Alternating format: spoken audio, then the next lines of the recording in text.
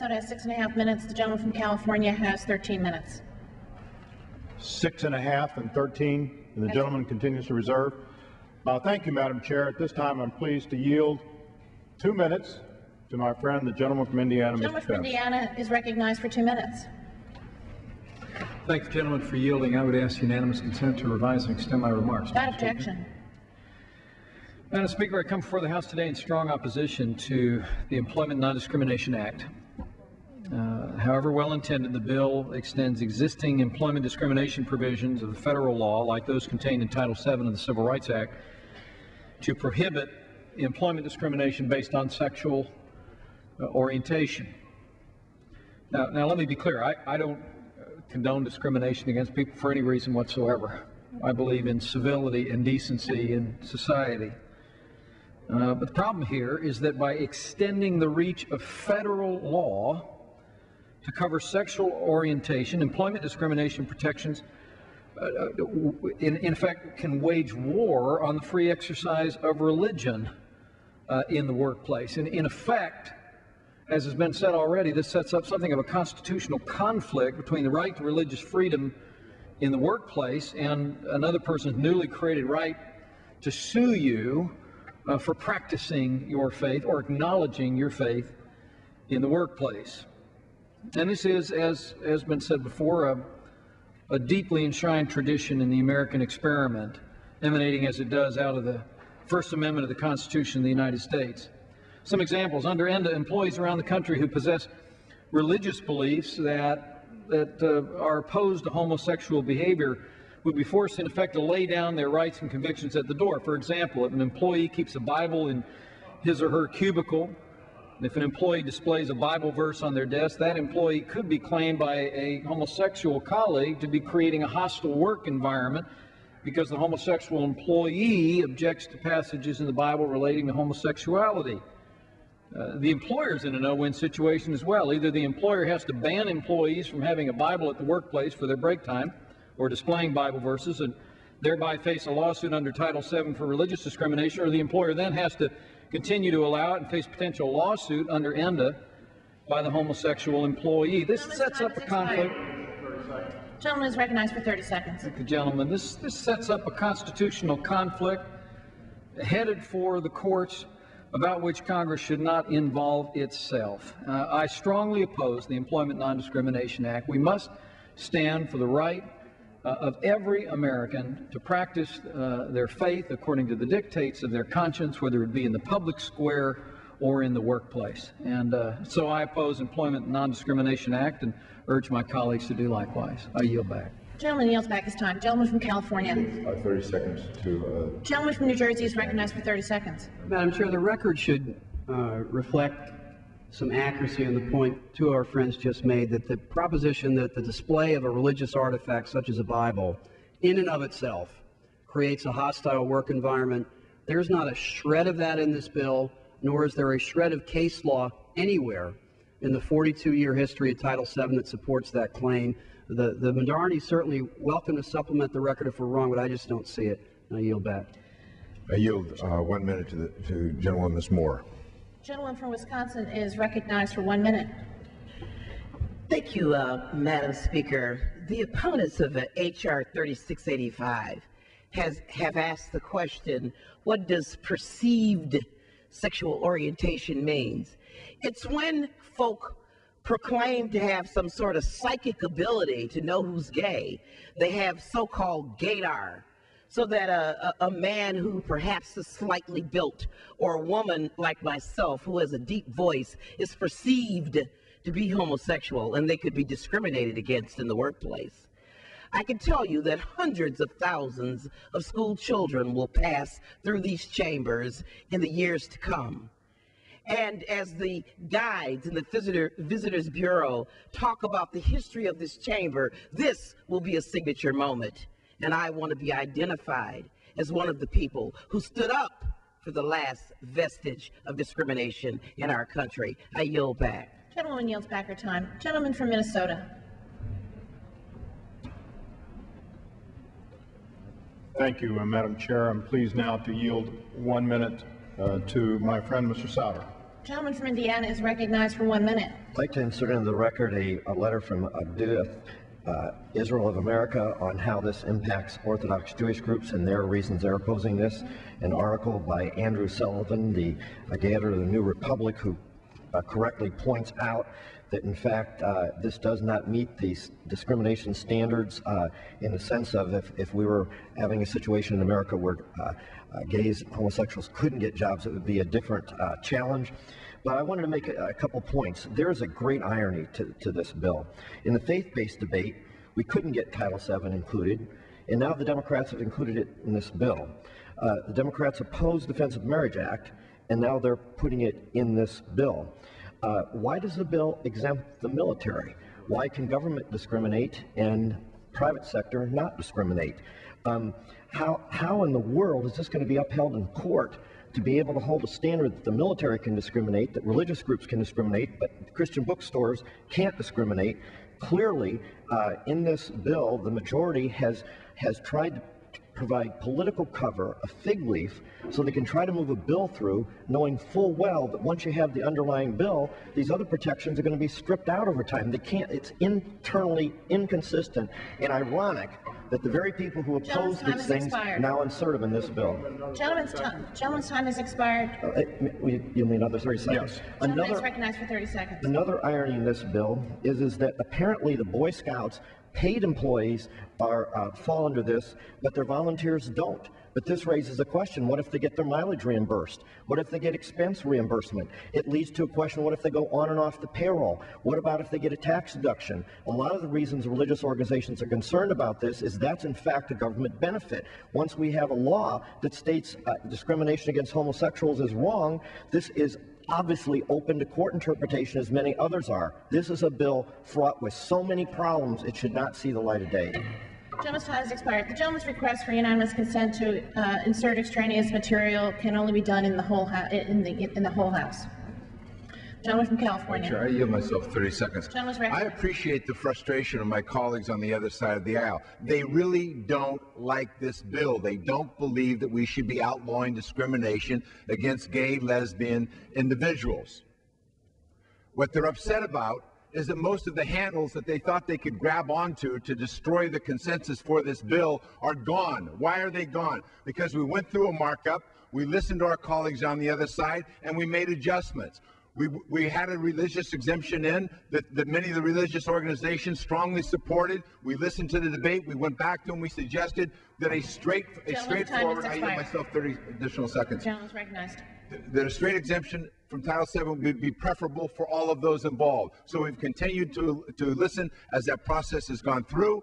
And yes, we have a bill here now that is far more acceptable to far more members of the Congress of the United States because it does what it says it's going to do. And with that, I'd like to yield 1.5 minutes to the gentlewoman from California. Gentleman from California is recognized for 1.5 minutes. Madam Speaker, I rise to support ENDA, but I am sorry that we're not debating a more inclusive gender identity bill today, which I would have supported.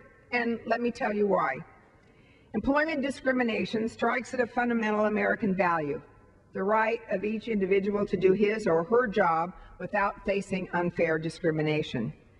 Transgender people are among the most marginalized and vulnerable groups within the LGBT community.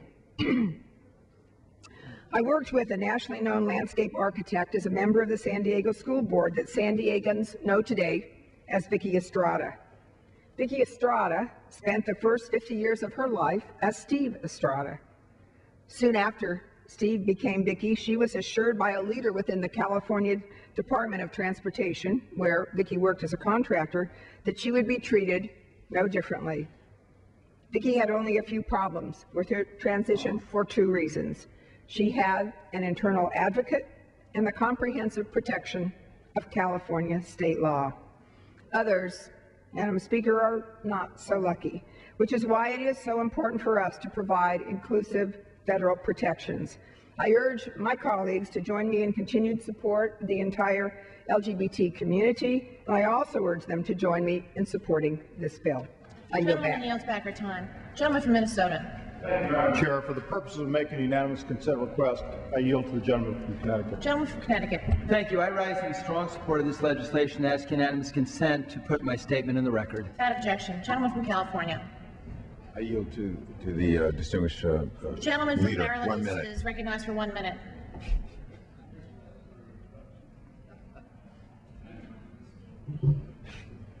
I thank the gentleman from California, the chairman of the committee, for yielding time.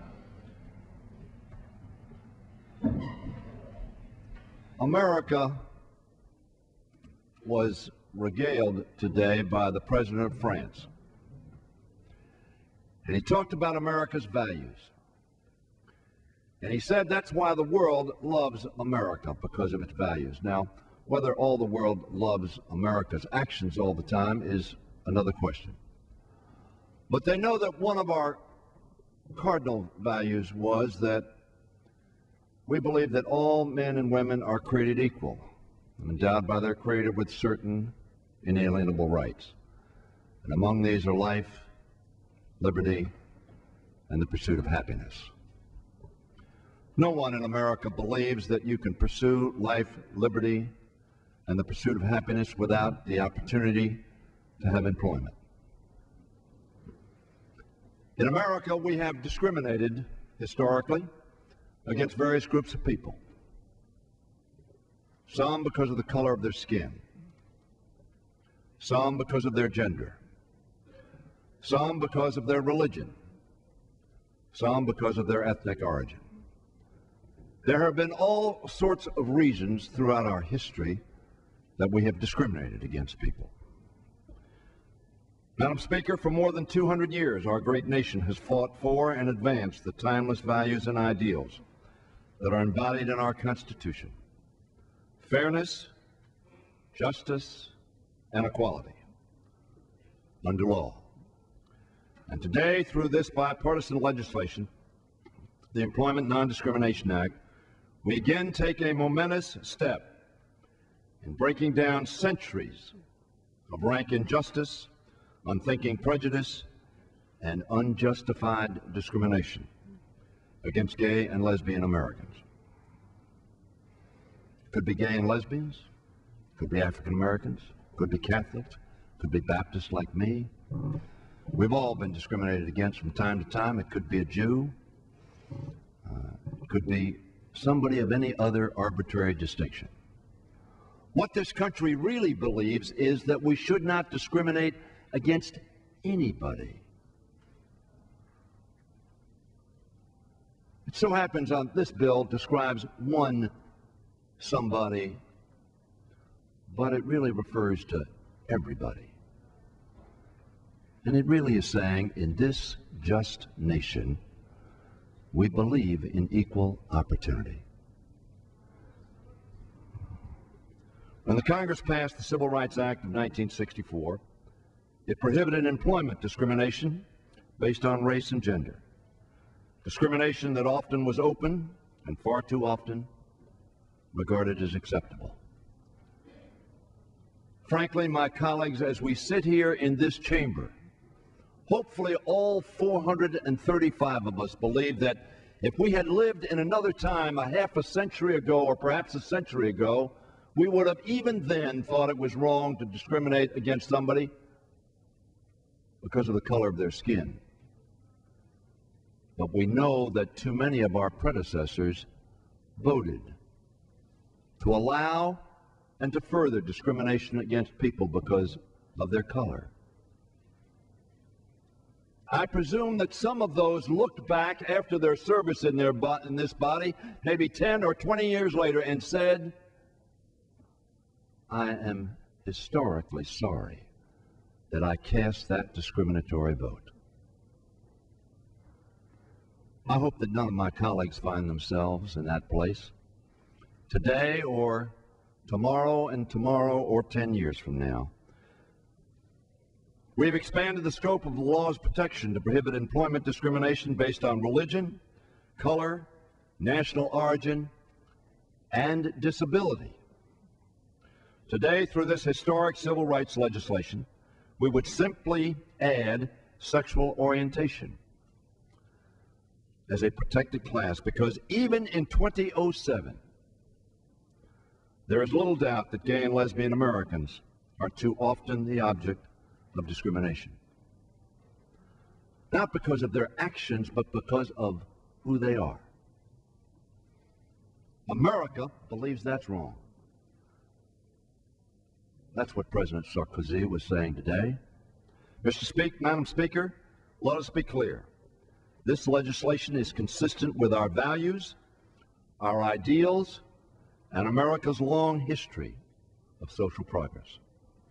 And thus, the question before us today is not only whether we will choose to do the right thing and pass this bill, but whether we will choose to stand on the right side of history, saying to some of our fellow citizens, yes, you may be different than we are, but you are entitled by our Constitution and by our God and by our values to equal treatment under law. This legislation, in fact, is the logical extension of the law in some 20 states that prohibit employment discrimination based on sexual orientation. And I should note that the federal government, we've taken that action. All of the people who work for us, we bar discrimination against them based upon sexual orientation. Madam Speaker, as the lead House sponsor of the landmark Americans with Disabilities Act, I harbor no illusions that this legislation will topple centuries of prejudice overnight, whether we can legislate that prejudice out of existence. That's probably not possible. But what we can do, what we ought to, in fairness, do this day is say that it is not lawful in the United States to have that prejudice prevent the pursuit of happiness and the enjoyment of opportunities offered by this great, fair, and just nation. I urge my colleagues to stand with great pride to vote against discrimination in this great, just land we call America. Gentleman yields back his time. Gentleman from Minnesota. Balance my time. Gentleman reserves his time. Gentleman from California. I yield 1 minute to the gentleman from Virginia, Mr. Gentleman from Moran. Virginia is recognized for 1 minute. Thank you, Madam Speaker. The function of this Congress is to answer the question, who are we? And one of the most defining characteristics of who we are is a meritocracy. And that is the reason why we are as strong and as wealthy and as influential as we are all over the globe, because people have come from all parts of the globe to America because they knew that they would be judged here on the basis of their goodness as a member of society and their ability as a contributor to our economy. That's all this legislation does. The people that it is directed to have no more control over their sexual orientation than the color of their skin. And all we are saying is that you will be judged on their ability to contribute, not on any other artificial distinction. As a member, as a sponsor of ENDA, I would have favored the further amendment by Congresswoman Baldwin, but the fact is this is a civil rights struggle, and struggles take time. But this measure today is a powerful sign of enlightenment and progressive change in America. It is a defining legislation. I urge all my members to vote for it. Thank you, Madam Speaker. I yield 1.5 minutes to the gentleman from South Carolina, the distinguished whip of the House, Mr. Clyburn. Thank you, Mr. Chairman. South Carolina is recognized for 2.5 minutes. Thank you, Mr. Chairman, for the use of the time, and thank you, Madam Speaker, for recognizing me. Madam Speaker, I rise in strong support of the Employment Non-Discrimination Act. As a former civil rights activist in South Carolina, who has been incarcerated a number of times for advocating equal treatment for all, I have come to find out that our nation's civil rights are in fact human rights. Whether you're talking about allowing people of color to sit and eat at lunch counters, or about ensuring that gay and lesbian Americans can freely go to work and earn a living without fear of being discriminated against, You're talking about basic human rights. Madam Speaker, before I came to this Congress, I spent 18 years as South Carolina's Human Affairs Commissioner. In that position, I came to find that bigotry and homophobia are sentiments that should never be allowed to permeate the American workplace. Such tolerance does nothing but take us back to a dark moment in our nation's history that most of us never want to revisit. And I implore my friends on the other side of the aisle to stop misconstruing this issue as a marriage issue. This is an employment issue, not a marriage issue. And this bill does nothing to infringe on the institution of marriage, which I have cherished for more than 46 years. By passing this bill, members of the House go on record as wanting to end discrimination in the workplace and not allowing its ugly face to persist. I urge my colleagues to bring fairness to the American workplace and to support this important legislation. Gentleman's time has expired. Thank you, and I yield back. Gentleman from Minnesota. Chair, continue to reserve. I think the gentleman from California has more speakers. I yield 1 minute to the gentleman from Washington. Gentleman from Washington is recognized for 1 minute. Without objection. Madam Speaker, this bill is about discrimination, but it's also about economic competition. Thinking about this bill today, I was thinking of the 1964 University of Washington Husky football team went to the Rose Bowl. They had a slashing, tough, brutal halfback named Dave Kopay, boyhood hero of mine, helped him go to the Rose Bowl. Later on, after he goes to the NFL, we know he's a gay guy. If the UW hadn't put that guy in, there's several games they would not have won. And if software companies don't hire gay software engineers, they will not be economically competitive for the rest of the world. In America, let's get one thing real clear. All good athletes play, and all good software engineers engineer, and all good workers work. That's the American way. Let's pass this bill. Gentleman yields back his time. Gentleman from Minnesota continues to reserve. Gentleman from California. I yield 1 minute to the gentleman from Minnesota, Mr. Kirk. The gentleman from Illinois is recognized. Excuse me. Thank you. If our Constitution stands for anything, it's the ideal of individual liberty. To defend that liberty, we support democracy, but underneath both those key values in the West, we believe in tolerance for our fellow citizens. Tolerance. In Nazi Germany, they killed Jews and gypsies, but they also killed homosexuals.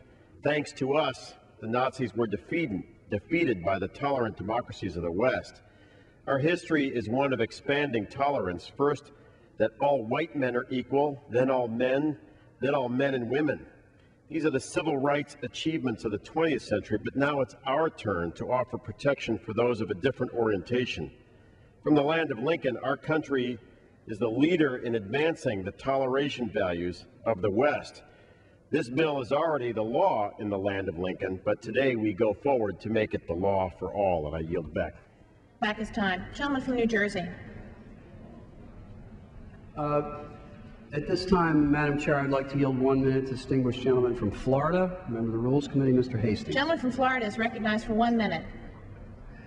I thank the distinguished gentleman for yielding to me.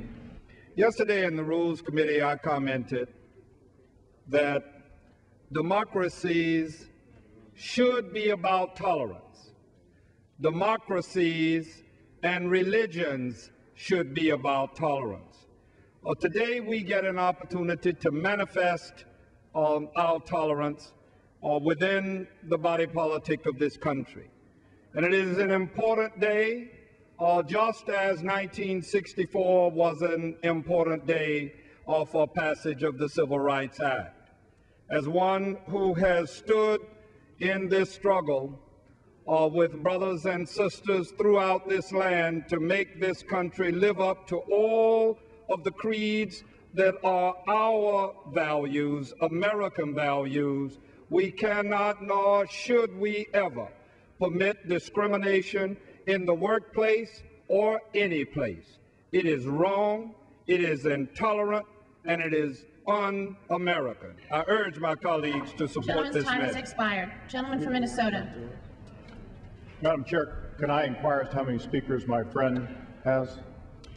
If the gentleman would yield. Each side has 2.5 minutes remaining. Madam Chair, if the gentleman would yield, we have 2 speakers remaining, including the speaker. Well, very well, then I'll continue to reserve. I'll close for our side when your speakers observe. Very well, then. Madam Chair, you said we have 2.5 minutes remaining? That is correct. At this time, I would like to yield 1.5 minutes to an icon in the protection of human and civil rights in our country, a hero for our generation, gentleman from Georgia, Mr. Lewis. The gentleman from Georgia is recognized for 1.5 minutes. Madam Speaker, I want to thank my friend for yielding. Madam Speaker, I for one fought too long and too hard to end discrimination based on race and color, not to stand up against discrimination against our gay and lesbian brothers and sisters. During the 1960s, we broke down those signs that said white and colored. Call it what you may. To discriminate against someone because they are gay is wrong, it is wrong, it is not right. There's not any room in our society for discrimination. Today we must take this important step after more than 30 long years and pass the Employment Non-Discrimination Act. It is the right thing to do. It is a moral thing to do. Let us do it. Not just for this generation, but for generation yet unborn. Today we have an opportunity to bring down more signs. Now is the time to do what is right, what is fair, what is just. The time is always right to do right. Let us pass this bill. Gentleman yields back his time. Gentleman from Minnesota. Thank you, Madam Chair. I yield myself the balance of our time. Recognized for 2.5 minutes. Thank you, Madam Chair. Today we are considering truly far-reaching modification of civil rights policy. There are some here who want this proposal to go even further, and we've heard that, while many of us believe that it already goes too far. The free exercise of religion is fundamental, yet this bill could infringe upon it. The right of states to define and protect marriage is fundamental, yet this bill could undermine it. When enacting new federal mandates, we should be seeking policies that employers can successfully implement. Yet this bill is vague and subjective and invites costly litigation. We heard a discussion earlier about the concerns in employment law around a hostile work environment and what this newly protected class, how this would fit into that. It was asked, could an employee have a quote from the Bible that soundly condemns homosexuality? Would that in itself create a hostile work environment? I would say we do not know the answer to that question. This is a boon for trial lawyers and court cases stacked up like cordwood. Because of these concerns, Madam Chair, the White House issued a statement of administration policy indicating that if this bill were to reach the President's desk, his senior advisors would recommend that it be vetoed. The administration identified a number of concerns, both on a constitutional level and with the underlying policy. Unfortunately, these concerns have not been given the full attention they deserve in this debate. The number of amendments has been seriously limited. We have seen the extraordinary step of putting in the rule a mandatory withdrawal of a proposed amendment. This deserves a fuller examination. Republicans were prevented from offering key amendments that would have highlighted and attempted to correct some of the more glaring problems which we see in the underlying bill. As a result, Madam Chair, H.R. 3685 remains fatally flawed. I oppose the bill and urge my colleagues to join me in voting no on this overreaching proposal, and I yield back the balance of our time. The gentleman from Minnesota yields back his time. The gentleman from New Jersey. Madam Speaker, at this time it is my honor to yield to a woman of faith and strength, the leader of our House, our Speaker, the gentlelady from California. The gentleman from California is recognized for 1 minute. Thank you very much, Madam Chair. I thank the gentleman for yielding, and I thank him for Mr. Andrews of New Jersey, for his leadership on this important issue. He knows, as does the chairman of the full committee, Mr. Miller, that discrimination has no place in America. Our country is a great country because we recognized that long ago, but we have more work to do. I thank them both for their strong leadership in fighting discrimination and thank them for the decades, in the case of Mr. Miller, decades of service leadership on social justice. I commend Mr. Andrews for his commitment to protecting the rights of America's workers. This is truly an historic day. Today, the House of Representatives will consider and hopefully pass for the first time the Employment Non-Discrimination Act, or ENDA. As someone who has looked forward to this day for the 20 years that I have served in Congress, it is a joyous occasion. It simply would not have been possible without the outstanding leadership and courage of Chairman Barney Frank and of Congresswoman Tammy Baldwin. Anyone who cares about a country without discrimination is deeply in debt to Tammy Baldwin and to Barney Frank for their leadership in this regard. While ENDA's victory will represent a historic victory, I share the disappointment of Tammy Baldwin and Barney Frank and others who support including protections for transgender individuals in ENDA. While I had hoped that we could have had included gender identity, I support final passage of ENDA because its passage will build momentum for further advances on gender identity rights and the rights of all Americans. America is a country that is great and wealthy, but we cannot afford to squander the talents of any of our citizens, nor should we. We all benefit if everyone gets a chance to work hard and support their families. Yet today, in 30 states, an American can be denied a job or fired because they are gay, lesbian, bisexual, or transgender. This is wrong. Working Americans should be judged on one criterion: are they doing their job performance, and not be subjected to prejudice. Madam Chair, history teaches us that progress on civil rights is never easy. It is often marked by small and difficult steps. We may take this step today toward the ideal of equality that is both our heritage and our hope. I've heard the use of the word tolerance today, and I respect the use of that word. But if I may respectfully depart from it and say that in my community that is blessed with a large, diverse community, our diversity is of all kinds: religion, gender identification, religious faith, and the rest. And I always say that the beauty is in the mix. And it's not that we're tolerant in my district in California and San Francisco. It's that we have so much respect for the role that each person plays in our society. So tolerance, maybe; respect, definitely. But let me also add that it is the pride that we take in that diversity, and is the pride that I take in the gay, lesbian, bisexual, and transgender community that brings me to the floor today to urge a yes vote on this important legislation. Thank you, Madam Chair. Gentleman yields back her time.